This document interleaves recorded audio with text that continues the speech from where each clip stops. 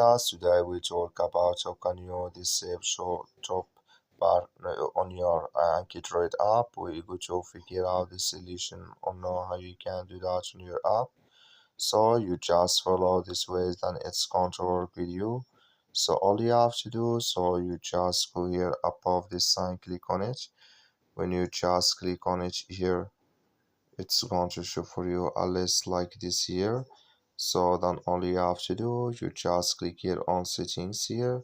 When you just click here on settings, it's going to take you to this list. It's going to show for you like this.